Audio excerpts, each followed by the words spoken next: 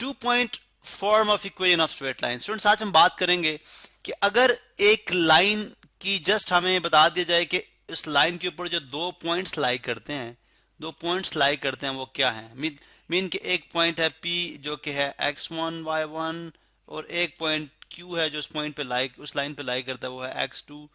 y2। अब ऑब्वियस सी बात है कि ये हम ऑलरेडी पढ़ चुके हैं ये वाला पास्टलेट के एक आई मीन दो पॉइंट से सिर्फ एक ही लाइन पास कर सकती है, दो पॉइंट से सिर्फ जस्ट एक लाइन पास कर सकती है। आप दो पॉइंट से एक से ज्यादा लाइन पास नहीं करा सकते। अब इसका मतलब है टू पॉइंट्स आर एनफ कि हम जो है वो लाइन की इक्वेशन फाइंड आउट कर लें। अब ये भी हमने स्टडी किया था, देखें कि y is equal to M X plus C जो कि स्लोप इंटरसेप्ट फॉर्म थी हमारे पास, ठीक है, जिसमें m स्लोप है यानी वो लाइन कितनी यानी x एक्सिस का कितना एंगल बना रही है, या c विच इज इंटरसेप्ट यानी वो वो जो लाइन है वो y एक्सिस को किस पॉइंट पे टच कर रही है, ठीक है, दिस इज कॉल्ड इंटरसेप्ट। ये भी हमने देखा था। अब उस केस में क्या था, हमारे पास स्लोप गिवन हो और इंटरसेप्ट गिवन हो तो हम equation of line find out कर सकते हैं। अब इस केस में हम देखेंगे ना स्लोप गिवन है ना इंटरसेप्ट गिवन है, जस्ट एक लाइन के ऊपर दो पॉइंट्स हमें बता दिए गए हैं, क्योंकि line is a combination of points, हमें दो पॉइंट बता दिए गए हैं। इन दो पॉइंट्स को देखते हुए या इनको यूज करते हुए हम इस पूरी लाइन की एक स्टैंडर्ड फॉर्म ऑफ इक्वेशन कैसे बना सकते हैं, इसको हम आज स्टडी करेंगे। देखें लेट्स से चले मैं बल्कि यहाँ पे इसी को हम रिमूव करते हैं बिकॉज हमारी हेडिंग सामने ही है, और इसी यहाँ पे ही हम जो है वो इसको डेराइव भी करेंगे। एक्चुअली हम डेराइव करने जा रहे हैं कि वो स्टैंडर्ड फॉर्म एक्चुअली क्या है जिसको इस्तेमाल करके हम किसी भी दो पॉइंट जो कि उस लाइन के ऊपर मौजूद है उनको इस्तेमाल करते हैं हम उस पूरी लाइन की एक इक्वेशन निकाल सकते हैं। For example this is y axis, again वही जो हम ऑलरेडी स्टडी करते हुए आ रहे हैं, this is x axis, sorry बेहतर लाइन ड्रॉ करते हैं, this is x axis, oh man ये जो है वो x एक्सिस है, चले this is x axis, this is y axis. अब अगर आप देखें तो मैं यहाँ पे एक लाइन ड्रॉ करता हूँ, let's say this is a line, this is the line. अब हमें नहीं पता, लेट्स से इसके बैक साइड पे, अगर इसके बैक साइड पे हमारे पास कोई x एक्सिस y एक्सिस मौजूद नहीं है, हमें नहीं पता कि इस लाइन की स्लोप क्या है, इस लाइन की इंटरसेप्ट यानी यहाँ से लेके यहाँ तक हाइट कितनी हमें नहीं पता, ये एंगल कितना बना रही है हमें नहीं पता, लेकिन हमें ये जरूर पता है कि according to this coordinate system इसका एक पॉइंट है, इसके ऊपर एक पॉइंट लाई करता है, चलें इसके ऊपर एक पॉइंट लाई करता है P, ठीक है, ये चलें इसके ऊपर एक पॉइंट लाई करता है Q जिसके कोऑर्डिनेट्स हैं x1 y1, ठीक है। इसी तरह एक और पॉइंट लाई करता है R जिसके पॉइंट्स हैं x2 y2, ठीक है, और एक और आर्बिट्रेरी पॉइंट है विच इज P जो कि आई मीन एक हम जनरलाइज पॉइंट लेते हैं pxy,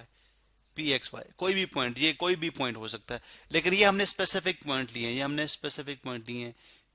Q और R, ठीक है। अब हमें पता है कि अगर मैं इन दो पॉइंट, बिकॉज ये लाइन है तो लाइन की तो स्लोप सेम रहती है, स्लोप सेम होने का मतलब है कि जिस पॉइंट पे भी आप देखेंगे x में अगर आप 1 यूनिट चेंज लेके आते हैं,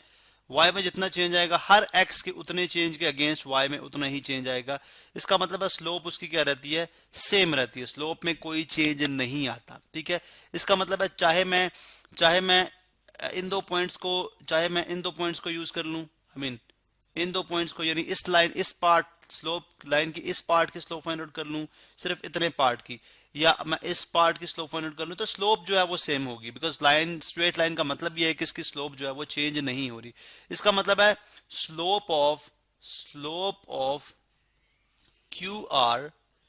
ऑफ लाइन सेगमेंट QR वो बराबर होगी slope of line segment QP के, यानी इसकी स्लोप जो है वो इसके बराबर होगी क्योंकि एक ही लाइन पे लाई करते हैं। अब इसकी स्लोप कितनी है, QR की, तो लेट्स से चले हम जो एज इट इज y2 इसको ये y2 है तो उसको हम लिख लेते हैं y2 minus y1 over x2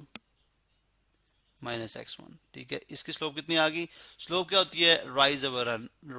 this is run and ये क्या है, राइज, ठीक है, ये आपकी स्लोप आ गई। ये रन हमने देखा y2 में से y1 निकाल दिया, बिकॉज y पहले इतना था, y1 इतना, y2 इतना, तो हमें बेसिकली ये डिस्टेंस चाहिए था, उन्होंने y2 माइनस y1 से कर लिया, ठीक है। और ये रन है तो रन कितना आ जाएगा, x2 माइनस x1। इसी तरह से स्लोप ऑफ QP, यानी इसमें भी देखेंगे ये क्या है, ये रन है और ये क्या है, ये राइज है। अब इसमें भी अगर आप देखें तो हम यूं ही लिख सकते हैं, इसमें भी हम इसी तरह से लिख सकते हैं, that is equal to, let's say this is, अब ये आपके पास y2 है, ये x1 y1 है, इसको हम x2 y2 कंसिडर कर लेते हैं, ठीक है, बिकॉज हमने फार्मूला अप्लाई करना होता है x2 y2, तो ये बन जाएगा y माइनस y1 अवर x माइनस x1, यानी rise our run, rise our run, ठीक है। सो इसका मतलब ये हुआ, इसका मतलब ये हुआ कि अब हमारे पास जो चीज बन रही है वो क्या बन रही है, y minus y1 is equal to ये बल्कि इस तरह कर लें, ठीक है, ये x माइनस x1 ये इधर है, इसको आप इस तरफ ले आए, इसको आप इधर ले आए, तो ये बन जाएगा x minus x1 into y2 minus y1 over x2 minus, sorry इसको ब्रैकेट होल में रखते हैं, ठीक है, y2 minus y1 over x2 minus x1 is equal to y minus y1, और रीअरेंज कर लें, ठीक है, तो बन जाएगा y minus y1 is equal to y2 minus y1 over x2 minus x1, जिस इसको रीअरेंज करें इनटू x माइनस x1, यानी ए वाली साइड मैंने इस तरफ लिख दी, वाली साइड मैंने इस तरफ लिख दी। अब this is called 2 point form of equation of straight line, 2 point form of equation of straight line. अब अगर आप ये देखें तो इसकी ये जो इसकी फॉर्म है वो आपकी जो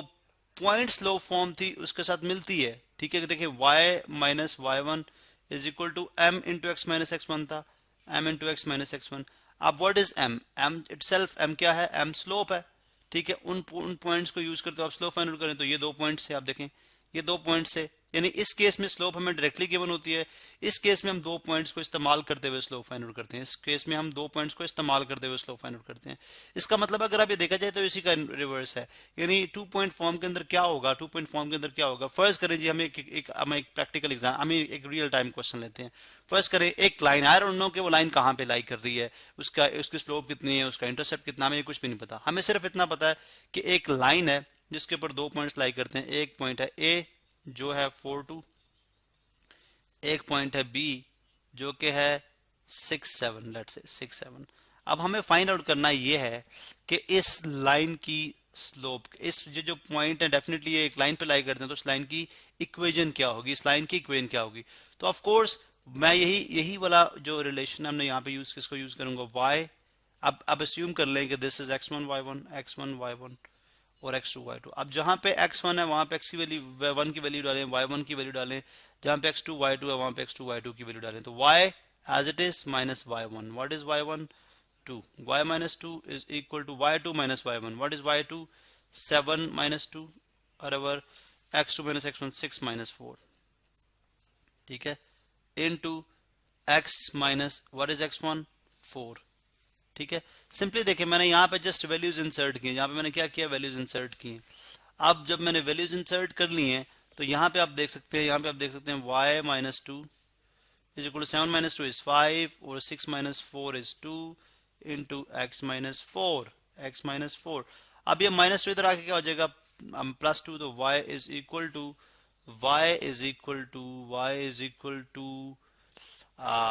5 बाई 2x